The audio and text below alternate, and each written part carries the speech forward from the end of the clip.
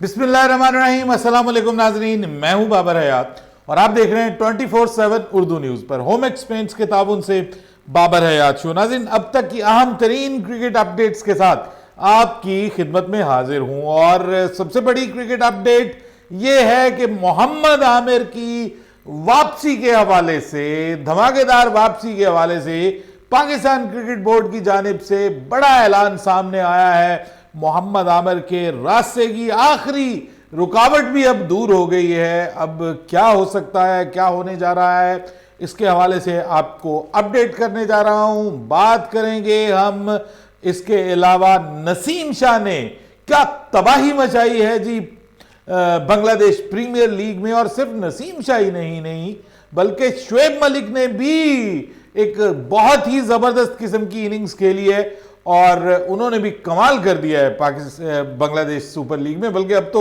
मुंह से निकलता है पाकिस्तान सुपर लीग। जितने पाकिस्तानी वहां पे परफॉर्म कर रहे हैं और सेंचुरियां लगा रहे हैं, सेंचुरियों पे सेंचुरियां लगा रहे हैं। आजम खान ने सेंचुरी लगाई है, उसके बाद उस्मान खान ने सेंचुरी लगाई है, उसके बाद मोहम्मद इफ्तिखार अहमद ने सेंचुरी लगाई है। सो जितनी सेंचुरियां पाकिस्तानी वहां पे लगा रहे हैं, अब तो दिल करता है कि इस लीग को जो है वो पाकिस्तान सुपर लीग पार्ट 2 करार दे दिया जाए और फिर जो पाकिस्तान के बॉलर्स हैं वो भी कमाल कर रहे हैं। वहाब रियाज जबरदस्त परफॉर्म कर रहे हैं। अभी नसीम शाह ने जो डेब्यू के ऊपर कमाल किया है, ये बाय द वे उनका डेब्यू था। बात करेंगे तफसील के साथ इन तमाम मौज़ूआत पर, लेकिन आगे बढ़ने से पहले आपसे गुजारिश कि अगर आप हमारे नए व्यूअर हैं तो प्लीज हमारे इस चैनल को जल्दी से कर लीजिएगा सब्सक्राइब और बेल आइकन को पुश करना मत भूलिएगा। मुझे फॉलो कीजिए इंस्टाग्राम पे @बाबर हयात शो और हमारे पेज को फेसबुक पे लाइक कर लीजिएगा। लेकिन जनाब, प्रोग्राम के आगाज में ही हम बात करेंगे, भारत ने न्यूजीलैंड को धूल चटा दी है और क्लीन स्वीप कर दिया है, व्हाइट वॉश कर दिया है, ब्लैक कैप्स को व्हाइट वॉश कर दिया है भारत ने। और ये कहते हैं जी अपनी कंडीशंस का फायदा उठाना, इसे कहते हैं मॉडर्न डे क्रिकेट, इसे कहते हैं ताबड़तोड़ क्रिकेट। भारत ने आज धुआंधार बल्लेबाजी एक बार फिर की। न्यूजीलैंड ने टॉस जीतकर बड़ी गलती कर दी, भारत को पहले बल्लेबाजी दे दी और 500 दिनों के बाद, आफ्टर 500 डेज, हिटमैन यानी रोहित शर्मा अपनी 30वीं सेंचुरी बनाने में कामयाब हुए हैं और उन्होंने बड़ी जबरदस्त तेज रफ्तार बल्लेबाजी की with new Indian star Shubman Gill, जिन्होंने आज एक बार फिर सेंचुरी स्कोर की और यूं एक जबरदस्त 385 रन्स का जो है वो बड़ा रन्स का पहाड़ खड़ा करने में भारत की टीम कामयाब हुई। हार्दिक पांड्या ने भी अच्छी बैटिंग का मुजाहरा किया एंड में आकर के और यूं एक बड़ा स्कोर खड़ा कर दिया। अब इस स्कोर के ताक़ुब में न्यूजीलैंड की जानिब से भी एक जबरदस्त किस्म की बल्लेबाजी देखने को मिली है। डेवन कॉनवे ने, उन्होंने भी सेंचुरी स्कोर की और ऐसा लग रहा था कि जैसे ये मैच बनने जा रहा है। लेकिन उसके बाद फिर जो है वो शार्दुल ठाकुर और कुलदीप यादव बैटिंग में जो बड़े नाम सामने आए थे, अब बॉलिंग में बॉलर्स ने अपना हिस्सा निभाया और यूं भारत ने यह सीरीज 3-0 से जीतकर न्यूजीलैंड से अब पहली पोजीशन छीनकर खुद नंबर 1 पोजीशन पर भारत आ गई है। भारत विराजमान हो गई है, नंबर 1 रैंक्ड ओडीआई टीम बन गई है। ये हम भी कर सकते थे व्यूअर्स, बाय द वे ये हम भी कर सकते थे अगर हम भी भारत की तरह अपनी कंडीशंस का और अपनी जो मुल्क का पिचेस का प्रॉपर इस्तेमाल कर सकते, लेकिन हमने नहीं किया। हम भी न्यूजीलैंड के खिलाफ अगर सीरीज में क्लीन स्वीप करते तो हम भी नंबर 1 टीम बन सकते थे, लेकिन हमने तो नहीं किया। अब भारत ने हमारा बदला चुका दिया है और यूं न्यूजीलैंड को एक, जिसको आप कहते हैं कि हजीमतनाक, शर्मनाक किस्म की शिकस्त हुई है यहां पर भारत में। और भारत में आकर के अब भारत को हराना बहुत मुश्किल हो गया और यह जीत इंपॉर्टेंट इसलिए है कि 2023 का वर्ल्ड कप भारत में होने जा रहा है और पाकिस्तान के लिए खतरे की घंटियां बज रही हैं, टन टन टन, क्या होगा पाकिस्तान के साथ? हम तो 300 रन बना के बड़े खुश हो जाते हैं, वाह जी वाह 300 रन बना लिए, फला ने ये कर दिया, फला ने वो कर दिया।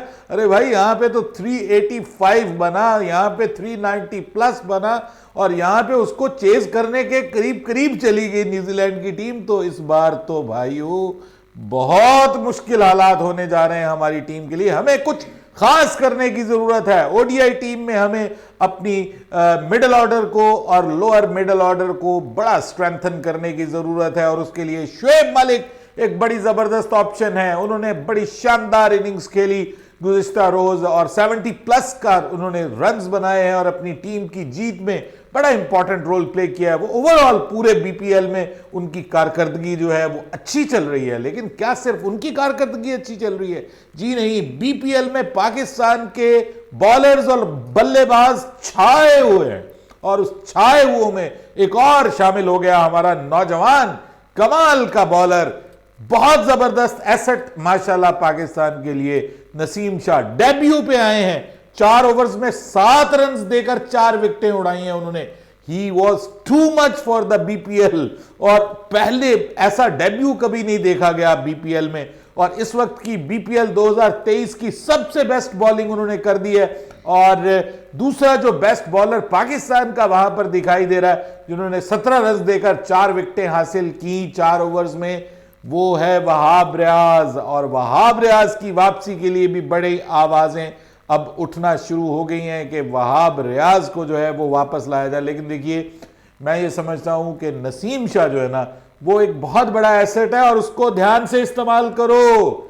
ये ना हो कि वो भी अनफिट हो जाए। वो पहले ही बेचारा अनफिट हो जाता है, आपने उसको भेज दिया है यहाँ पे कि जाओ दोबारा अनफिट होने की ट्रेनिंग करो। 1-2 मैचेस से ज्यादा नसीम शाह को यहाँ पे मैचेस नहीं खेलने चाहिए। और इसी वजह से मेरे ख्याल में अब पाकिस्तान क्रिकेट बोर्ड ने जो बीपीएल खेलने वाली पाकिस्तान के जितने भी खिलाड़ी हैं उनको वापस बुला लिया है, और उन्हें कहा कि 2 फरवरी तक आप वापस पहुंच जाएं, क्योंकि जो पाकिस्तान सुपर लीग की फ्रेंचाइजेज हैं वो कहती हैं कि पीएसएल के स्टार्ट से पहले हम ये चाहते हैं कि हमारे खिलाड़ी थोड़े फ्रेश हो जाएं और पीएसएल में ताजा दम होकर जो है वो अपना पीएसएल को स्टार्ट करें। तो ये एक अच्छा फैसला है। लेकिन मैं ये समझता हूं कि कुछ पाकिस्तान को अब करने की जरूरत है। ओडीआई में पाकिस्तान को अपनी बैटिंग लाइनअप में इफ्तिखार अहमद को शामिल करने की, खुशदिल को दोबारा शामिल करने की ज़रूरत है ओडीआई में। और इसके अलावा आपके लिए मिडिल ऑर्डर में शोएब मलिक जैसी कोई ऑप्शन नहीं है।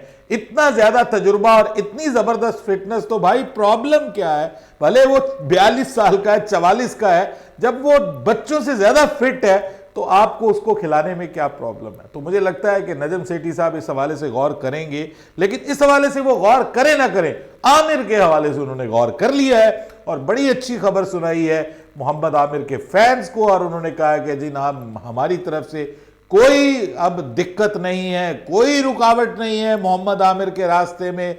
मोहम्मद आमिर रिटायर्ड हैं, वो अगर अपनी रिटायरमेंट वापस लेते हैं तो वो पाकिस्तान टीम का हिस्सा बन सकते हैं। अपनी फिटनेस साबित करें, अपनी परफॉर्मेंस के जरिए वो पाकिस्तान की टीम का हिस्सा बन सकते हैं। उनके रास्ते में किसी किस्म की कोई रुकावट निश्ता मौजूद नहीं है, और हम उनको वेलकम करेंगे। अगर वो परफॉर्म करते हैं तो वो पाकिस्तान की टीम का हिस्सा बन सकते हैं। यही बात उन्होंने शर्जील खान के हवाले से भी किया, लेकिन उनका यह कहना था कि शर्जील खान को सजा जो हुई थी वो पूरी नहीं होने दी गई और उनको पहले जो है वो मौका दे दिया गया। लेकिन मेरे ख्याल में ऐसा नहीं है। मुझे तो ऐसा ही लगता है कि उन्होंने अपनी सजा पूरी की है, और जो क्रिकेट वो खेल रहा है वो भी कोई मतलब स्टार्ट भी उसने क्लब क्रिकेट से किया, और उस बेचारे ने तो कभी कहा भी नहीं है कि मुझे टीम में शामिल करें या ना करें। लेकिन व्यूअर्स, मैं ये समझता हूं कि आज के इस दौर में जब 2023 का वर्ल्ड कप होगा तो शर्जील खान जैसा बैट्समैन, बैटर आपकी टीम में होना बहुत जरूरी है, बहुत जरूरी है।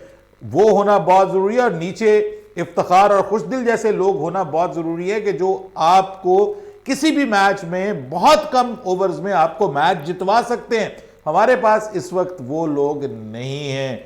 हमें उन लोगों की, इन बल्लेबाजों की, इस तरह के वर्सेटाइल बल्लेबाजों की हमें जरूरत है।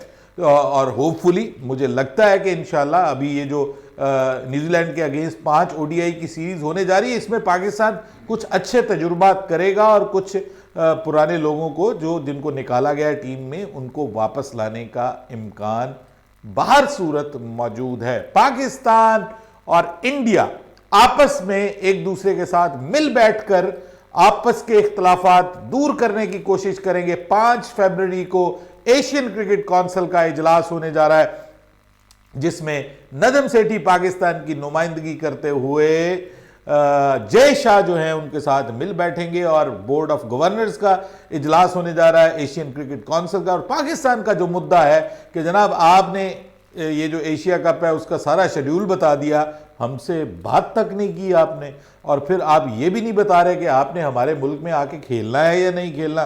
कम से कम चीज़ें कंफर्म होनी चाहिए। लेकिन वसीम अकरम ये समझते हैं कि रमीज राजा ने ये जो कहा था ना कि हम आपके मुल्क में क्रिकेट नहीं खेलना चाहते, तो उन्होंने कहा कि उनकी 6 दिन का टाइम बाकी था, उन्होंने बच्चों वाली हरकतें की हैं। बहुत ज़्यादा क्रिटिसिज्म किया है वसीम अकरम ने रमीज राजा के ऊपर, और उन्होंने कहा कि ये कोई बच्चों वाली बात उन्होंने की है, ये करनी नहीं चाहिए। ये तो क्रिकेट बोर्ड्स का जो है वो डिसीजन नहीं है, बल्कि ये तो गवर्नमेंट्स का डिसीजन है। और उन्होंने नजम सेठी की बड़ी तारीफें की हैं। उन्होंने कहा कि नजम सेठी बड़े अच्छे एडमिनिस्ट्रेटर हैं, उनके पास पीसीबी को चलाने का पहले से भी तजुर्बा है, और अब वो पीसीबी को कैसा चला रहे हैं ये मुझे आप बताएंगे कमेंट सेक्शन में। आप अभी तक नजम सेठी की कारकर्दगी जो है क्या उससे मुतमईन है या नहीं। और फिर मेरा आज का सबसे बड़ा सवाल, पाकिस्तान की टीम इस वक्त जिस कंडीशन में है, क्या आप ये समझते हैं कि पाकिस्तान की टीम 385 रन्स जो इंडिया ने बनाए हैं वो चेज कर सकती है? और दूसरा सवाल, क्या पाकिस्तान की बॉलिंग में अगर मोहम्मद आमिर और Wahab Riaz etcetera etcetera add हो जाते हैं तो क्या इंडियन बैटिंग में फिर दमखम है कि वो पाकिस्तान की बॉलिंग के अगेंस्ट 385 रन्स कर ले? ट्रिकी क्वेश्चन है, आपके आंसर्स जानने की कोशिश करूंगा कमेंट्स में। बाबर हयात को इजाजत दीजिएगा। अल्लाह हाफ़िज़।